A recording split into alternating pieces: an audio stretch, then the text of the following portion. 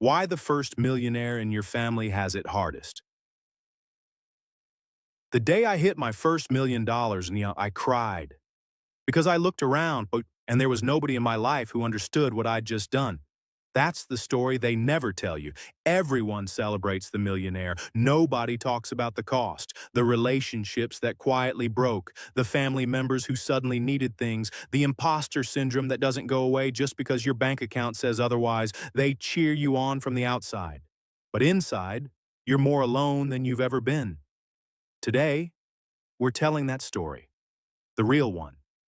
The one about what it actually feels like to be the first person in your entire family's history to build real wealth, and why that milestone is one of the hardest things a person can carry. Not the highlight reel, not the LinkedIn version, the full story, including the parts that keep you up at night. If you've ever felt caught between two worlds, too successful for where you came from, not quite ready for where you're going, stay with me, because this story was made for you. You're not broken. You're not ungrateful. You're not imagining it. You are simply walking a road that almost no one in your family has ever walked before. And that changes everything. Our story starts not with money, but with the moment someone decided to think differently about it. And that decision, one quiet, almost invisible moment, changed the trajectory of an entire family tree. Let the weight of that land. His name was Marcus. And the first thing you need to know about Marcus is this: he was never supposed to make it. Marcus's world. Marcus grew up in a two-bedroom apartment with 5 people. His mother worked nights at a hospital laundry. His father had left when Marcus was 7. Not dramatically, not with a fight, just quietly, like a slow leak nobody noticed until the floor was wet. There was no family money to speak of, no investments, no properties, no conversations about compound interest over the dinner table. What they had were bills, always just slightly more than the paycheck could cover, and a quiet, persistent belief that this was simply how life was, that some people were built for more, and their family wasn't those people. Marcus heard that message every single day, not in words, in silence, in the way nobody ever talked about building anything bigger. But somewhere around age 14, something shifted. Marcus found a book, a beaten-up copy someone had left on a bus seat, Think and Grow Rich by Napoleon Hill. He almost didn't pick it up, but he did. And by chapter 3, his hands were trembling. Not because everything in the book was practical, not because he had the money to apply any of it, but because for the first time in his life, someone was talking directly to him about the idea that wealth was something you could think your way toward, that it started in the mind, not the bank account. That was the moment Marcus's journey began. The weight no one prepared him for. By his late 20s, Marcus had built something real, a small logistics business that started with one van and a client who needed medical supplies delivered across 3 counties. He reinvested every dollar he could, slept on a secondhand mattress for years, said no to weddings, birthdays, vacations, not because he didn't care, but because every dollar had a job to do. And then, at 31, it happened. The number crossed $1 million in net worth. He sat in his car outside the bank for 23 minutes, not celebrating, just sitting. He called his mother. She said, "That's nice, baby. You eating okay?" He called his best friend from the neighborhood. He said, "So you rich now? Don't forget where you came from." Neither of them meant anything unkind by it. But Marcus hung up the phone and felt something he hadn't expected. He felt completely, totally alone. Because here's the first hidden pressure of being the first millionaire in your family. There is no one to call, no mentor who's walked the same path, no parent who can say, "Here's what I did when I hit that number." No older sibling who went first and left breadcrumbs. You are the breadcrumb. You are making the map in real time. And if you make a wrong turn, there's no one behind you. There's a whole family watching from the car. The ATM problem. The second pressure arrived quietly, then all at once. Word had gotten out. Not because Marcus told anyone. He was private by nature. But somehow, the way these things always do, the news spread. His cousin needed help with rent. His aunt's car needed a transmission. A friend from high school reached out for the first time in 8 years just to reconnect. And by the third message, there was a number attached. Marcus wasn't resentful. He understood where they were coming from. He'd been there. But the requests came so fast, so consistently, that he began to feel like he was running a one-man emergency fund for everyone he'd ever known. He wasn't a millionaire anymore. He was the bank. And banks don't get to have bad days. Every financial decision he made now had an audience. Every new car purchase was scrutinized. Every vacation photo got comments.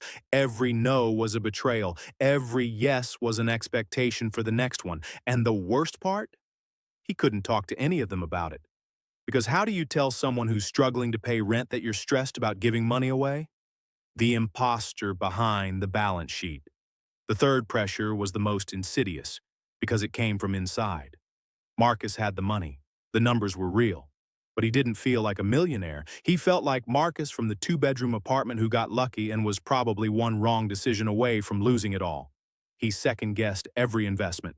He was afraid to spend freely, not because he didn't have it, but because some deep part of him believed the money wasn't really his to keep.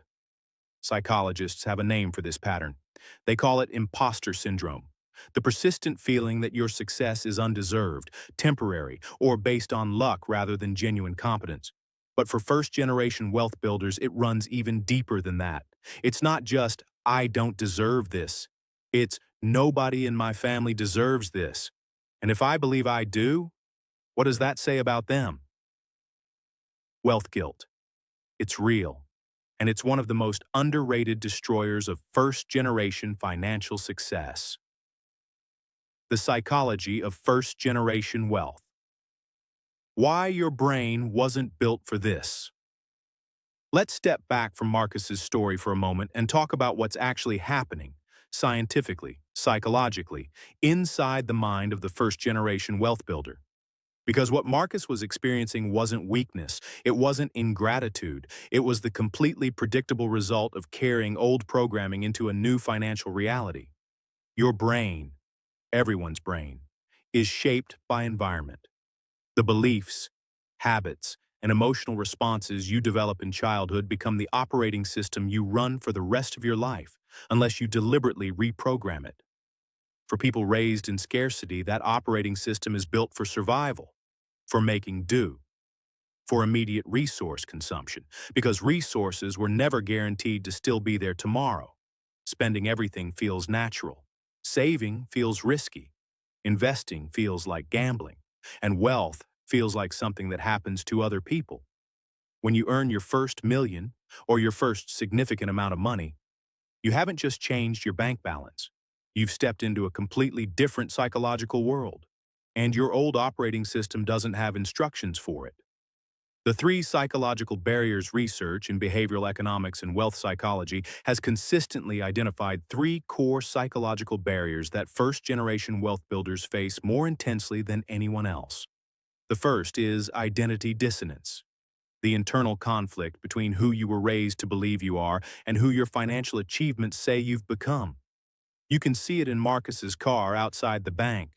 He had the number, but he couldn't reconcile it with the story he'd always been told about himself. The second is hypervigilance, a heightened anxiety around money that makes it nearly impossible to feel secure, regardless of the actual numbers. People who grew up watching a parent stress over a $200 car repair don't simply lose that fear when they have $200,000. The fear was never about the money, it was about survival, and it takes real, sustained effort to rewire it. The third is relational disruption, and this one nobody talks about enough. When you begin to build wealth, you change. Your priorities change. The way you see risk changes. The way you spend your time changes. And slowly, painfully, the gap between you and the people you love can start to widen. Not because you've become someone different, but because you've become someone further along a road they haven't started walking yet. Back to Marcus. Marcus didn't have a therapist who specialized in wealth psychology. He didn't have a mentor who'd navigated these exact waters. What he had was the same thing that had always carried him, the willingness to keep learning. He started reading again. Not self-help books this time, but books about behavioral finance. about emotional intelligence, about how to build a life that matched his values, not just his bank account. He started journaling. He started asking himself hard questions. Why am I afraid to enjoy this? Who told me I couldn't keep this? What am I really protecting when I say no to spending the money or the version of myself that needed to save it? The answers weren't comfortable, but they were necessary. The lesson that changes everything. Marcus, older now, sitting with a younger family member passing something forward. The conversation he almost didn't have. Marcus had a nephew, Darnell, 17 years old, sharp as a tack, and already asking questions that Marcus hadn't thought to ask until his mid-20s. One afternoon, Darnell came to Marcus's office after school. He sat down, looked at his uncle across the desk, and asked one question that stopped Marcus cold. "Uncle Marcus, how come nobody in our family ever taught us about money?" Marcus didn't have a quick answer, because the honest answer was complicated. The honest answer was because nobody taught them, because the knowledge wasn't passed down, because survival was the priority, and you don't think about investing when you're trying to keep the lights on, and because the people who did know, who understood compound interest and index funds and asset protection, lived in a different world, went to different schools, had different conversations at different dinner tables. The knowledge gap wasn't an accident. It was a byproduct of economic separation that went back generations. Marcus told Darnell all of that, and then he said something that changed the direction of both of their lives. That ends with us, starting right now. The real meaning of first-generation wealth. That afternoon, Marcus began what he would later call the real work. Not building wealth, but transferring it. Not just money, but knowledge, mindset, access. The invisible curriculum that wealthy families pass down naturally without even thinking about it. He opened a brokerage account with Darnell that week. They walked through it together. What a stock was, what an index fund was, what compounding meant over 20 or 40 years. He introduced Darnell to a real estate investor he'd met through networking. He let his nephew sit in on a business meeting. He explained what a budget actually was, not as a restriction, but as a plan. He started having the conversations nobody had with him, and something remarkable happened. The loneliness, the crushing, disorienting isolation of being the first, started to lift. Because the first person is only alone until they turn around and offer their hand to the second. What Marcus understood that changed everything. Marcus had spent years thinking that being the first millionaire in his family was a destination, a peak he'd finally climbed, a race he'd finally won. But sitting across from Darnell, watching his nephew's eyes light up as compound interest clicked into place, Marcus understood something deeper. Being first isn't the destination. Being first is the responsibility. The millionaire isn't the point. The shift in the family's relationship with money across generations, that's the point. The family that comes after you shouldn't have to start from scratch, shouldn't have to relearn the same hard lessons, shouldn't have to discover alone at 31 that wealth was possible for them all along. Your wealth is the tuition paid so the next generation gets the education for free. That's not guilt. That's legacy. Those are different things. Marcus is in his early 40s now. His business has grown. His net worth has grown. And, more quietly, more meaningfully, his family's relationship with money has changed. His nephew Darnell is 23. He has a Roth IRA. He has an emergency fund. He asks questions about his credit score and what inflation actually means. He doesn't know what it's like to be the first. And that is exactly the point. The hardest road is the one with no map. Marcus walked it anyway. And then he drew the map. If you're on that road right now, if you're the one in your family who's figuring it out first, I want you to hear this. The loneliness is real. The guilt is real. The pressure is real. But so is what you're building, not just for yourself, for everyone who comes after you, and that is worth every hard step.